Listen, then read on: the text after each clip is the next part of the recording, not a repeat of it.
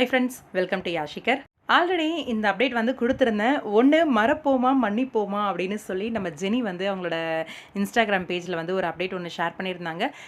சீக்கிரமாவே சேர்ந்துருவாங்க அப்படின்னு மாரி சொல்லியிருந்தேன். செழியனும், ஜெனியும். அவங்களுக்கு ஒரு பிரச்சனை, அதாவது வேற ஒரு பொண்ணால வந்துச்சு. அந்த ப்ராப்ளம் விவாகரத்து வாங்குற வரைக்கும் கோர்ட் வரைக்குமே போச்சு. இவங்க 2 பேரும் சேர்ற மாரியான ட்ராக் வந்து சீக்கிரமாவே வரப்போகுது அப்படின்ற மாரி அப்டேட் குடுத்திருந்தேன். அந்த ட்ராக் வந்துருச்சு. அப்கமிங் வந்து பாக்கியாவோட வீட்டுக்கு நம்மளோட ஜெனி வந்தாச்சு. ஷூட்டிங் ஸ்பாட்லேருந்து ஒரு சில அப்டேட்ஸ் எல்லாம் கொடுத்துருந்தாங்க.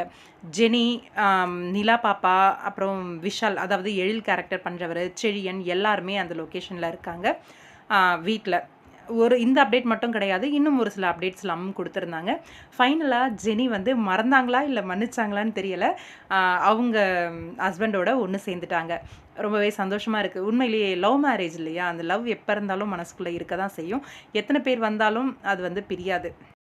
இந்த அளவுக்கு லவ் மேரேஜ்ன்னு சொல்கிறீங்க, அப்புறம் எதுக்கு இன்னொரு பொண்ணை தேடி போனா அப்படிங்கிற கேள்வி எல்லாருக்குமே இருக்கும். இந்த சீரியல் தான் நிறைய சொதப்புறாங்களே, என்ன பண்ண முடியும்? ஏற்றுக்கிட்டு தான் ஆகணும் எல்லாத்தையுமே.